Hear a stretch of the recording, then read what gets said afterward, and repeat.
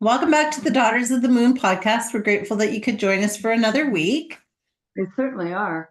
And today we're super excited. We have Audrey Gale on. She has just written her second novel, The Human Trial. After 20 years in the banking industry, she walked away from the corporate gamesmanship to fulfill her dreams of being a writer. She then pursued a master's in fiction writing at the University of Southern California. Her first novel, a legal thriller, is The Sausage Maker's Daughter, which was published under the name A.G.S. Johnson. And this is the first, The Human Trial, of a medical thriller trilogy. So we're super excited. So welcome, Audrey. Thank you very much. I'm excited to be here and to pursue your investigation of mind, body, and spirit health. It's pretty fundamental to all of us. They have to be in alignment. And my book is one of the ways of sort of looking at that alignment. It's not the traditional way. But it's a way that I think when you really start to think about what's happened in science, what's happened in particularly physics and quantum physics, and what's happening today in our traditional medical practices, I think, you'll start to come to some conclusions that we need to look at this in new ways. At least that's the conclusion I reached. Yeah. Yes, absolutely. So can you tell us a little bit about how you got on this journey to be a writer and how you were inspired to write the second novel of yours? Yes, I would love to. So I think even before I got into the business world or even pursued my Bachelor of Science in Business, which is my undergrad degree, I think I knew in the back of my mind, I used to tell my little sister, I'm going to be writing books someday and da-da-da-da-da. It was always in there somehow. So I don't know how that happened, but it was part of who I am.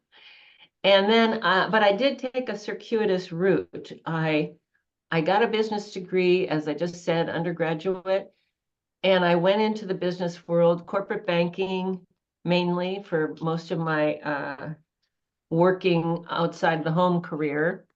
And I really loved it. And I realized in retrospect that what that was about was me being from a family of 5 girls. So my poor mom and dad had 5 girls, plus my mother's father. It was a big, busy household.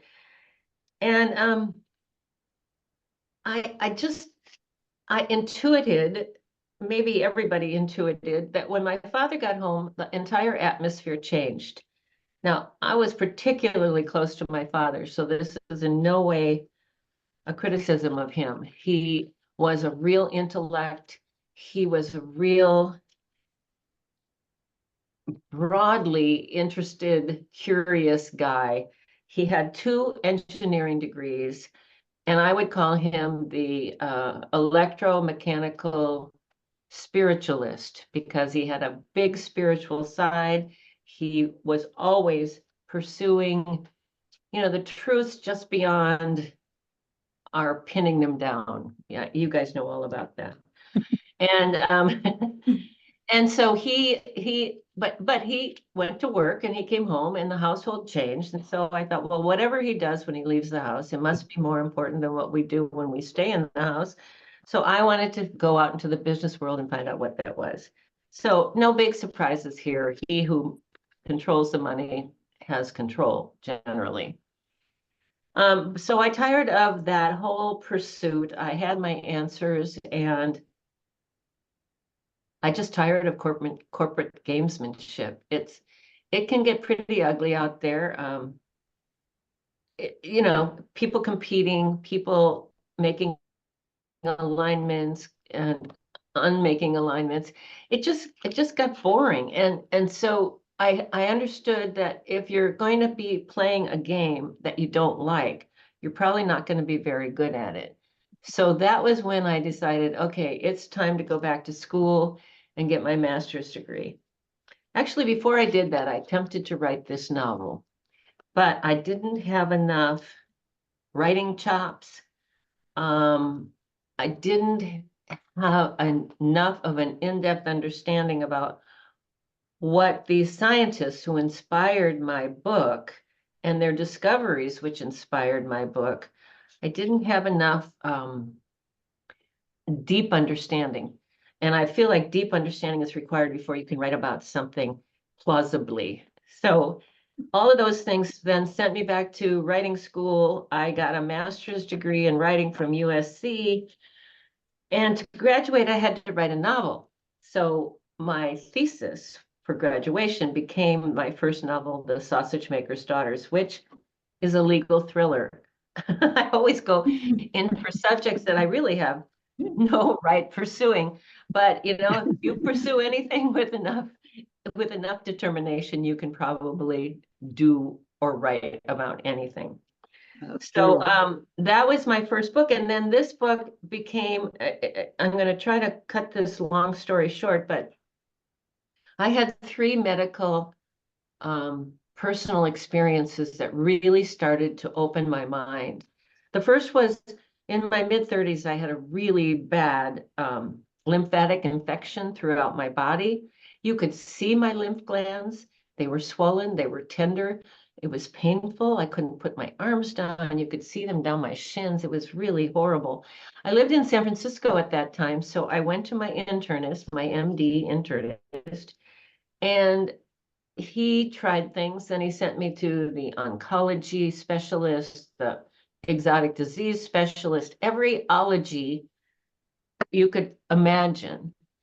And they pumped me full of steroids and antibiotics and I don't know what all, to tell you the truth, but nothing made any difference, nothing. So a guy that I worked with at the time said, Audrey, what have you got to lose? Come with me to my acupuncturist. So the acupuncturist was named Dr. O, and she worked with her brother, Dr. O, and one was an acupuncturist, one was the Chinese herbalist. And I went for one treatment. Dr. O, the acupuncturist, stabbed one of these swollen lymphs, and she said, I don't care what you call this, you have infection all over your body. So she gave me an acupuncture treatment and then sent me next door to her brother, Dr. O number 2, and he gave me the nastiest smelling and tasting herbs he could find. I guarantee you he was looking for them. And he said, here's what you're going to do. You are not going to eat anything or drink anything but vegetable smoothies, organic vegetable smoothies, which is with as much garlic and onion as you can tolerate. But there was good news. Dr. O number 2 said you can have those as many times a day as you want. Yay. Which was, wow, yay. But here's the deal. The result was miraculous. There's no other word for it. By the next morning, the swelling was noticeably down. It went away in days. And I was back to normal and feeling my normal self and good. And I went back to my MD and I said, examine me and tell me what you think. And he wanted to know, what have I done? What were you doing? What is this?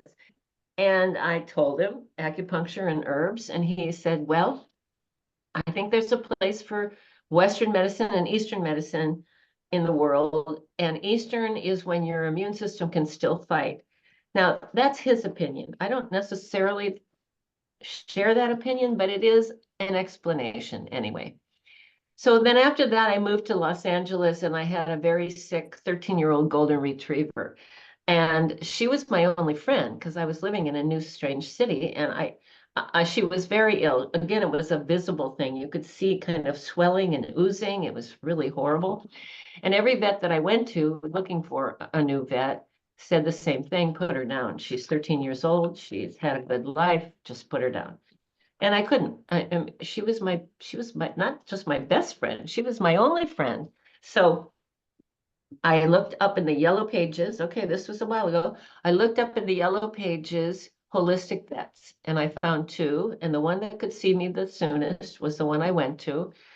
And he was kind of I mean, to me at that time, it was like voodoo. He did some acupuncture, he did some chiropractic, but he was doing sound vibrations and, just kind of woo-woo healing stuff that I just had no understanding of. But the good news with him was that he was very generous with who he had studied, what he thought those real scientists who lived in the 20s and 30s, what they were onto, what their discovery meant, what it was really all about. And I thought, well, that's really incredible. That's incredible. And I'd already been sort of made aware of the electrical or energetic flows in our bodies from the acupuncturists who work on your meridians, which is nothing but an energetic pathway in your body. So I sort of started looking into it, and I could find the men eventually. But then my dad came down with a diagnosis of leukemia. And he came to my house after his first and last chemotherapy treatment and said to me, I don't care, Audrey, I am not going to do that again. I would rather die. So I said to him, as we all would, I know, Dad, you haven't exactly asked me what I think you should do, but if you asked me, I would take you to my vet. And my dad said, okay, well, what have I got to lose? So it was Wow. that vet who gave him a cassette tape of it's sound vibrations, but sounds, it's the auditory spectrum of the electromagnetic field that makes up everything. And he listened to that cassette tape day and night and immediately started feeling better, which kind of clued me into something that I've since thought a lot more about, which is a healthy body is like a symphony. All those trillions of cells having their billions of interactions every single second. Once they're in alignment, like a perfectly conducted symphony, then you just feel your best. So he started to feel well, and then he went back to his doctors, and they pronounced after his exam, they won't use the word cure because that's kind of a dirty word in medicine. They pronounced his situation as the damnedest case of spontaneous remission they'd ever witnessed. Whoa.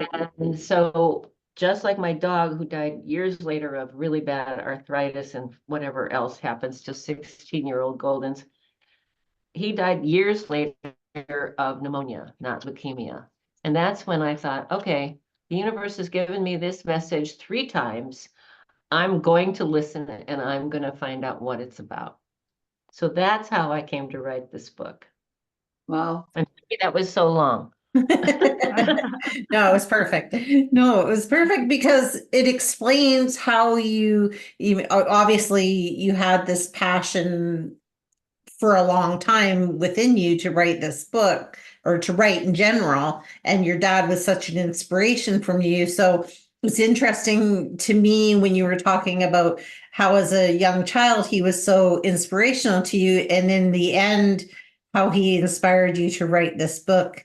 So kind of coming full circle with it. So I think that's amazing, and following your passion along with it. So, I could never lay something spiritual or, a little bit out there that he wasn't well aware. I remember in college, I discovered Krishnamurti. You guys might know Krishnamurti, but sort of an Indian guru kind of guy, but really interesting writings about how the world is interconnected and how we can align ourselves and so on. So I called my dad from college one day and said, oh, I've discovered this incredible writer. His name is Krishnamurti, da da da da da. And he said, oh, yes, yes. I liked that book of his, but I liked his first and second ones even better. And then his 10th one was, my dad was just ahead of me, and he kind of pulled me along. And for that, I am forever grateful. I'm one of the people that can say, thank God for my parents, both of them. yes. Yeah, it's so nice to say that, because I can also say that about my mother. She raised my brother and I as a single mom, and I am so grateful because even things I didn't realize so much as a child as I now as as I'm maturing, I realize how she opened up that world for me that I didn't even know she had opened up until now when I reflect back and think, she gave me that imagination. She gave me the love of, looking at the stars and the sky and those things. So I think it's so wonderful when we can say, we're happy to have lived in the houses that we lived in growing up. I think it actually makes us Thanks, Kim. somewhat unusual. But yes, we're so lucky to have parents that we're so grateful for. And I don't think you can understand what they're giving you until you do give some maturity here. And you start to realize how other people were living and brought up, and their beliefs and their limitations, self-imposed usually. I don't think it's possible as a child to fully appreciate what you're getting until you become somewhat of an adult, which is where I am. I like that. We should all be somewhat of an adult, right? And no more. Right. Well, my mom always says that, and I just shared that actually with a coworker because the girl goes, "Ugh, getting old, and menopause and all of this." And I says, "Well, my mom calls it maturing." She goes, "Oh, I like that. That's what I'm going to use from now on," because it doesn't have such a harsh meaning to it, right? It's just Right, I'm right. maturing. I'm, becoming more fruitful. I'm, expanding. It's all life is good. Just like mom, right? Adapting. You're adapting to this life. And that's where we Yeah, should you're be. staying flexible, right? Yeah, there's the Exactly. other thing. And and if I think with maturity too, it tells you that you can still expand yourself in so many ways. Where if you say old age, you think that is like somebody just took a knife out of it. I Because it's like agree. you're stopping your life. Then you hear so many people say, "Well, I know it's old age," and it's like, yeah, I don't want to put that in my vocabulary. I want it to be like I'm maturing in my life and I'm experiencing all the things I need to experiencing on my way to wherever I'm going. You know? Exactly, Yeah, exactly. yeah. And So try to remember that it's all about the journey. It's not the destination. yeah, And I will say about aging, which is now kind of flipping back, it is not for sissies. It's difficult. The challenge is, what seems ironic to me is that often our most difficult challenges come maybe not when we're as flexible as we were at 10, 20, or 30. So it's a way of maybe forcing us to stay open and to just accept it as you've accepted it. Lessons. Mhm. yep, it's true. It really is true. Kind of sort of off the wall a little bit here, but the other day we were out at Kim's house and granddaughter was there, and she said, "Can the guy skip?" And I went, "I think so." Do you guys what? I missed that word. Yeah, remember when we used to skip, like hop and skip and Oh, not like, hop and skip and jump and yeah. yeah, remember we did that? And I got up, I got up and started doing it and thought, holy, yeah, like the body just isn't quite there anymore. But on the other hand of it, I thought, I'm going to practice more at that because I still have younger grandkids. I wouldn't mind doing it with, right? But it's amazing how the body forgets, but yet seeing and doing it that day, I thought, I can still make it remember. I may not be able to do it as fast or as vigorously or but as good as I used to, but it's Yeah. still going to be some fun trying to get back there, right? So it's just training the mind to not forget the things that gave you pleasure. Yeah. 'Cause I Yeah. loved to skip when I was a kid, you That's know? that's great. That's great. I That was was going to say, no, I don't hop, skip, and jump, but I could. I still could, I think. Yeah. Brings back that childhood and that just living your dreams and doing things like that, which I think is so good. And I think following your passion is a wonderful thing. And it feels like with you, it seems like you have followed your passion, and you can obviously tell with the book that you wrote that you love learning and that you pull all of that in. So can you Yeah. tell us a little bit, or tell us and our followers a little bit about your book and how you got the idea because you'd been through these things? Was there anything Yeah, else that inspired you to write it? absolutely. So I had seen these messages from the universe, and they really feel like they were. My dad being the most profound one, obviously.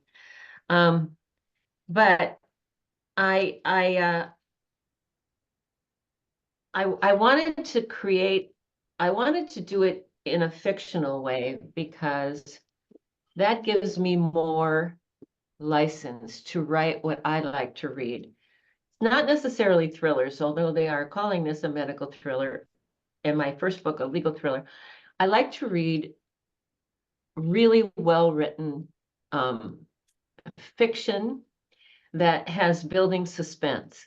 So that's probably the thriller aspect. There's a lot of suspense that builds in my book. And I was further inspired by the actual scientists that my veterinarian put me onto, and I could research them. And I could research their, oh, a dog just showed up. Hi, dog. Um, um, I could research their discoveries. Come here, honey. Come on. And their discoveries were here it is in a nutshell, which is it's laid out in my book in segments so that you can kind of take it in bites. But what they discovered, what these two scientists working back in the 20s and 30s appeared to discover was what Einstein and Niels Bohr and Max Planck and all those early physicists who discovered quantum physics discovered that there is nothing really solid in the universe, that everything you can think of, you and me and this desk and this computer and everything else at its most fundamental level is vibrating energy. And that goes all the way back to the Big Bang. So the Big Bang is a huge explosion of energy. As it's traveling out further and further and over much time, it's cooling, it's creating atoms. The atoms are attracting other atoms to create molecules. Molecules create ever bigger and more complicated structures. And thus, here we are. Everything from the sun and the moon to the earth and to all the things in between. The entire universe is an electromagnetic field of vibrating energy. So the trick of it is the reason it's so counterintuitive is because it's in infinite forms and condensations. So a rock has a different energy than me. And so that can be said about everything.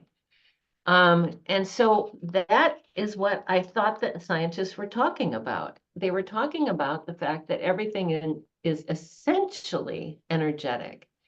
And therefore that means a healthy body is a form of energetic energy, and a disease is another form.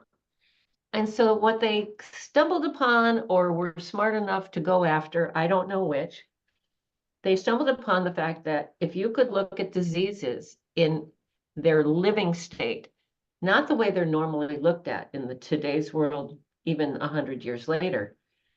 In today's world, they take a biopsy of your tissues or a blood draw, and they put it on a slide, a specimen slide, and then they treat it with chemicals because they don't have a strong enough magnetism in today's microscopes to see it untreated. So these guys back in the day had this super amazing microscope that was suppressed and has never been replicated in 100 years, that they could look at these specimens untreated. They were still living. And what they found were these wildly vibrating microbes. And each disease, regardless of which disease, had this sort of viral sized microbe. And they all had a signature vibration rate. each disease was different. And then by happenstance, or again, maybe they were just smart enough to have this intuitive sense, they realized if they recreated that exact frequency, it overwhelmed the microbe, but it did not touch anything else within the body. So it was a completely non-invasive form of healing. The only health issue introduced any sort of side effect was if they killed off too many of these microbes at once, you felt ill while your body was getting rid of them, but your body passes it out. And so they learned to limit the exposure to the frequency that would attack or overwhelm the microbe that was causing you disease. And with that, there was sort of no sensation whatsoever. The frequency, you can maybe sort of feel a humming or a buzzing. You can maybe, if you're super sensitive, feel a little energy passing through you. Most people can't. And so that was what they discovered. They discovered the essence of disease in its most toxic form tends to be viral, despite how it starts out, whether it's fungal or bacterial or any other form of pathogen. In its most toxic form, which it evolves to in a more and more toxic body, it has a signature frequency which, when replicated and exposed the body to it, it kills off the microbe. So that's what it was all about. And it's fascinating. And you know, indirectly, I asked a quantum physicist, why is this not considered in medicine today? When 125 years ago, most scientists in particular believe, Einstein and Bohr, that there is this energetic basis of life. Why is it not considered in modern medicine 125 years later? And he said, it's just too complex. I thought, that's not a good answer. I don't like that. I really don't like that answer. Not a good answer. So anyway, there is an underground of people who are rediscovering. It's not even so much an underground anymore. There's a movement that I feel is building to look at those scientific facts from Einstein et al. And our bodies and our diseases and the way we treat them, which, you know, is very much slanted toward chemical drug treatments. And yet, we're not having success with it. There's a number of measures I could give you, but the one that I think says it all is, since 1981, we've been losing life expectancy against every other wealthy, developed country on the globe. And we pay twice as much for that system as any other developed country on the globe. So that's just a measure of we need to rethink. Absolutely. I agree. Totally agree. Yeah. Do you think, like, my thinking is just in some of the things that I watched and listened to is, you know, comes down to diet, mindset, moving your body, watching what you're saying about being sick, things like that. Do you think that that plays into how we would have better health and how some of these other countries maybe do it? I think absolutely. I think we all sort of, especially when we are sort of relatively healthy and our immune system is working properly, I think we sense, if we could be quiet enough to listen, I think we sense when something that we eat agrees with us and makes us feel energetic and alive. When something we do to exercise our body, which I always say, just get that blood flowing through and it'll get rid of all those nasty little things in there. Working out, fresh water, fresh air, mental stimulation, Joy. Joy is a profound physical feeling. We've all felt it. Yeah, I think all of that contributes. Absolutely. That's just on an intuitive basis. That you don't need a PhD for that. You know your body well enough. And that's what I think, unfortunately, our system has sort of steered us clear of really listening to our own body. Mhm. And so the takeaway that I usually give is, number one, stop and listen. Really think about what are you feeling? Where is it? What does it feel like? What could this be related to in your recent or non-recent past, or your coming future? And then if you have an issue, get multiple opinions, but not just multiple opinions from multiple disciplines. And then you can make up your mind. It's not just, okay, doctor, I'll take this pill and I'll call you in the morning. It's being actively defending, being your best advocate, being your best advocate. That's what we can all do today. I want to pass along something that I do a speaker series on, and I invite health practitioners from every walk of health practicing. And I had an MD psychiatrist on recently, and he said, here's what everybody can do right now. Take your shoes off, go outside, stand on the earth, whether it's the lawn or the beach or the whatever, stand on the earth with nothing between you and the earth and get some sun. He said, because those are the two electromagnetic systems we humans evolved in. Mhm. And I just loved that. It's so simple. It is. It I doesn't mean, cost anything. it doesn't. I mean, and that's it's a big thing now with the earthing, right? Is getting out there and touching the ground with your feet. And I know for myself, if I'm feeling very anxious and that kind of thing, that makes a world of difference just to go outside. And even if you're on cement, because I mean, some people don't have the luxury of having the grass and things like that, even just to stand on the earth, even with the cement, get that sunshine, like you said, is I did that earlier. I've been busy running around and it's like, okay, you know what? I got to take 5 minutes, go outside and sit in that sun and just breathe for a second because it just brings back balance to your life when you allow yourself that space to, just get out in nature and just, yeah, connect, right? Yeah. Kind of like the Yeah. heaven earth thing, right? Right. It brings that balance to you. Connect with earth energy and connect with heaven energy, or Yeah. at least that energy.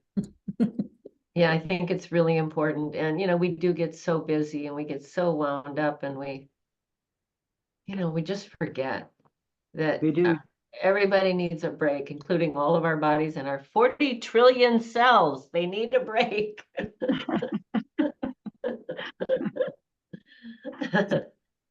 You need to. It's really interesting you talk about this because I agree with what you're saying. Is we trust so much into doctors and what they're telling us, and that we need to go out and source out all these other things to make us healthy. And and if we listen to what's out there, like frequencies, even like I really like to get out there and listen to the frequencies. I listen to different things because I find it makes my body feel differently too when I do it. And I guess it's my own testing me, right? But I think we all need to be testing ourselves as to our levels of what we can handle and what will heal us if we, I guess, give ourselves a chance to get into it and do it. It'd be so nice if more people did that. I want to read your book. I really do. Thank you. Thank you. It does really, I'll tell you the challenge of writing this book on top of quantum physics and pathology and the stuff I had to delve into. By the way, I had tremendous experts advising me in both of those fields, so I was very lucky. But I think and I've kind of lost my train of thought here. What was I going to say to your last comment? So have you ever done I it? think, Go I ahead, think what sorry. you were talking about was really that stopping and listening. And yeah, we've all gotten away from trusting ourselves that we can hear what our body is trying to tell us. And I think we can get that back. Yeah, I agree. And I loved how you said about being an advocate for it, because I think that's a lot of people are hesitant to question the doctors and to question their health practitioners and say, no, I don't think this is the road I want to go down. Is there anything else that I can do besides take that pill? Or if I have to take the pill, how do I get off the pill? Like, Yeah. right, we need to advocate on these things, and then we need to not, if they give us that answer and they say, nope, that's it, you take this pill, that's the end of your story, there's nothing else that you can do, like you said, go find somebody other, a different opinion, a different modality, something. Listen to your own body to say, okay, how am I feeling about this? Because our bodies will tell us so strongly if something is right or wrong for us. Yes. And now I do remember what I was going to say. So this was not what I was really researching, but it came up in the course of researching that the medical industry, especially after World War II, after the introduction of insulin and penicillin, the world kind of thought, oh my God, this is like a miracle. We can make these pills and it kills everything and we're happy and we're alive.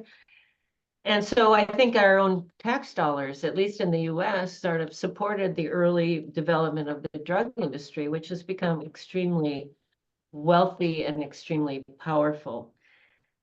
And here's the essential problem with our Western medical approach. It is fraught with conflicts of interest. For example, the drug companies make huge contributions to all of our governing, all of our elected officials, to our regulating officials, and to our medical schools. It just screams conflict of interest.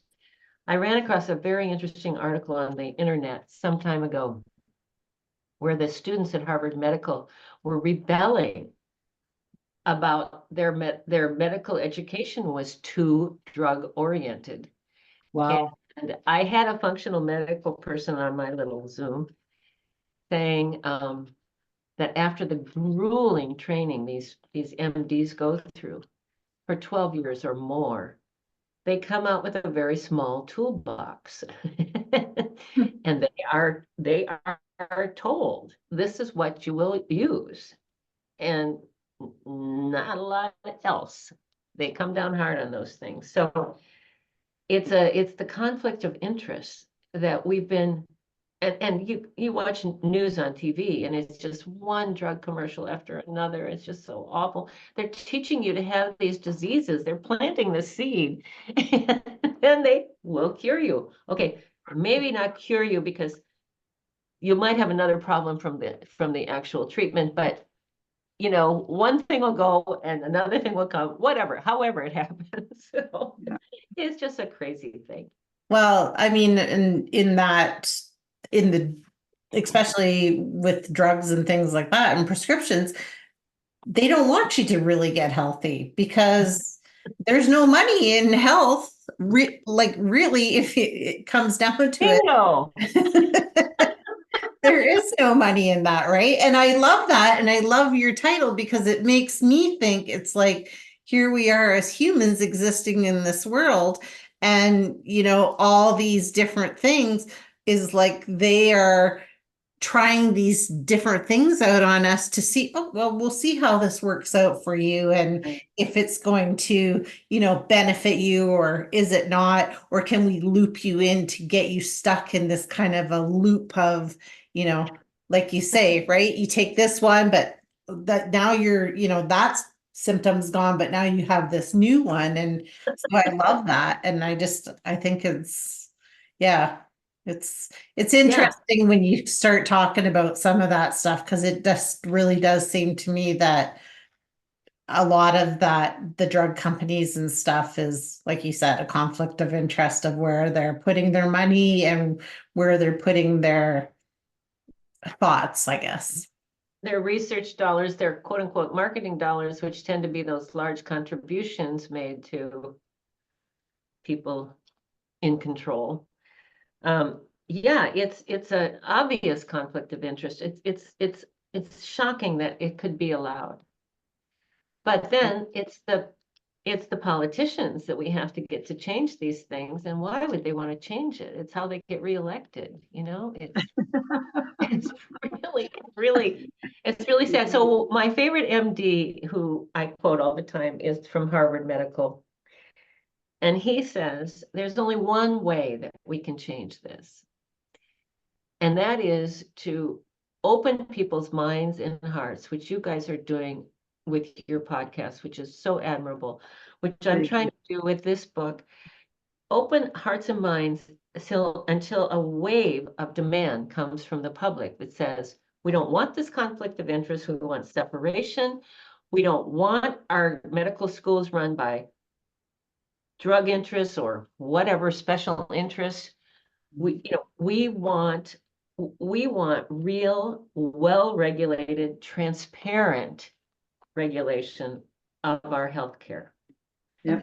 He says, if we can get that wave, that it's going to have to be a tidal wave. If we can get that wave going, then we have a chance of making a change. Making a difference out there.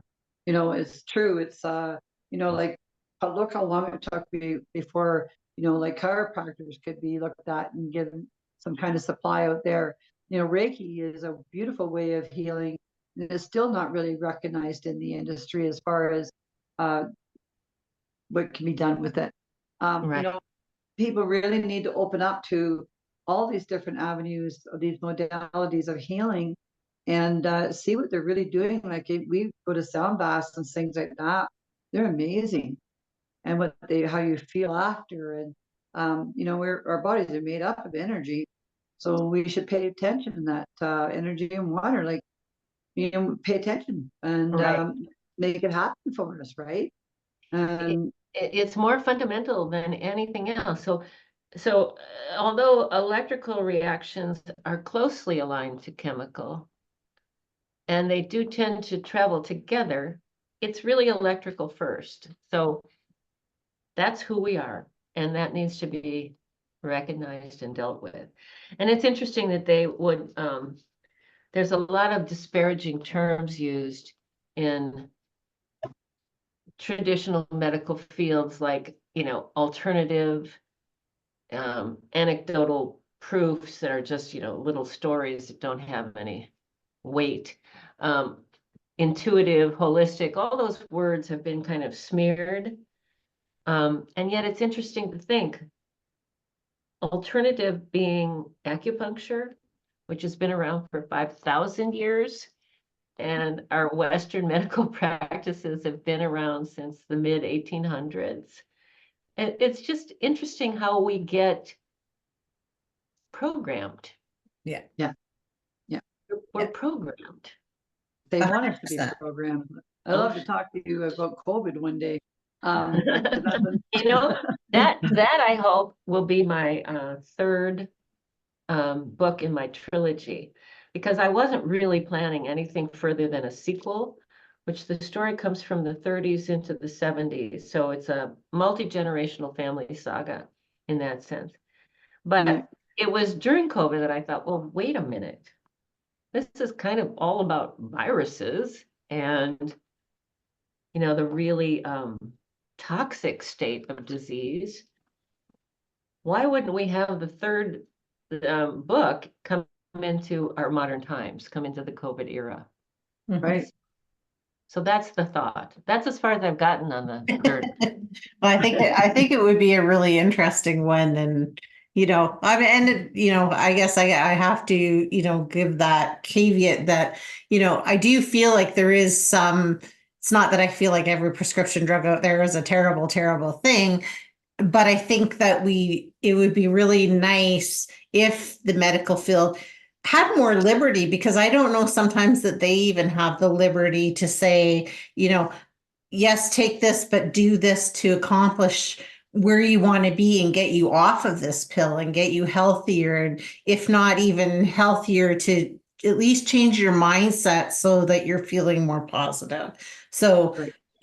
I think there is that as well, because sometimes I do think there is some things that we do need to take that are medical, but I do think for the most part, I'd like to think most of the medical practitioners out there in their hearts really do want people to be healthy, but are locked into a system where they can't always offer that to people. I couldn't agree with you more.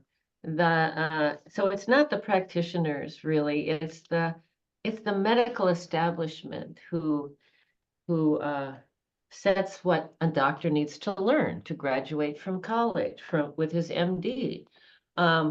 What is taught at that level, at that very high level, which is very close to, the government, the FDA, the CDC, that level, that they are assiduously watching who does what to whom. And no, doctors do not have the freedom to say, yeah, why don't you try acupuncture?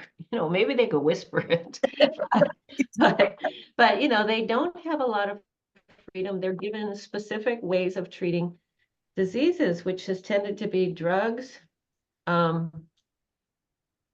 chemotherapy, drugs, X-ray, not X-ray. What am I trying to say? Not X-ray. You know what I mean when you get zapped. And also surgery. Those are the ways. Those are the prescribed ways that a doctor can treat you. Yeah, exactly. Well, I can't believe this hour is almost over. I know. It's absolutely flown by. So if you had a final thought to leave with everybody, what would it be? My final thought, I've already given it, so it's my final thought repeated. I really think, it's just what you guys are saying. It's slow down for a minute and really listen and try to understand what you're feeling and where you're feeling it and where it might have come from, or is it anxiety about the future, depression about the past, or whatever. Just spend a few moments really being quiet and trying to listen to your body, and then go out for multiple opinions from multiple disciplines and get as much information as you can. And that requires doing some research, doing some reading. At the back of my book, I have a bibliography of people who are really want more of the electromagnetic nature of our world, of the entire creation. But it's easy to do research in today's world. You have to be careful, but you can Google almost anything and you'll get a range of information. And then, of course, you just have to be careful, because you really have to be careful of what's written on the internet. Anyway, so it would just be research, question, multiple disciplines, multiple opinions. That's a really good way to start. Perfect. That's a wonderful message. And be the tidal wave. And part of the tidal wave, people participate in our tidal wave. Right? So can you tell everybody where to find you? Yeah, so my author name is Audrey Gale, Gale, and I have a website, audreygaleauthor.com. I have all my social medias are Audrey Gale Author, Instagram, Facebook, TikTok is just audrey.gale. What else do I have? But you can start by looking at my website, which would have connections to all of this and some of my blogs, and also a way of, if you're interested in hearing other experts come on and talk about their approaches and how it's perhaps different from traditional medicine, perhaps an adjunct, whatever, then I do have the speaker series, which also there's information on my website. and you can submit your email address and you get an invitation, and then it gives you a link to a Zoom that I do once a month. Oh, Wonderful. beautiful. Beautiful. Well, that's wonderful. Well, it's been such a pleasure talking to you, and just, I think we got a lot of information out to people. So I think that's wonderful. That's definitely our mission. So thank you so much for joining us on today's podcast. Thank you very much for having me, both of you. And please come back again and enlighten us with more information like this, because I really think the world needs to hear it. Oh, thank you. Thank you. That's what I said. You guys know a Canadian company by the name of Resident Light Technologies? No, not myself. They're on the West Coast, near Vancouver, but north of Vancouver. Okay. Anyway, it's a very reputable company for this frequency generating equipment. And she was one of the wonderful speakers that came on my series, and it's a very reputable company. Their equipment is very reputable, and they have a huge push for customer service. So if I am very technologically gifted, and if you get confused about the machinery or the vibration rate or what does all this mean, the sine waves and the this and the that, they will walk you through it. So another good Canadian group. Wonderful. Thank you. Well, thank you so much. We really do appreciate being with us, and we do hope you'll come back, like Mom said. And Thank you. thank you so much. And everybody else, we will see you Yeah. next time. Thank you You very bet. much. Thanks so You much, bet. ladies. I loved it.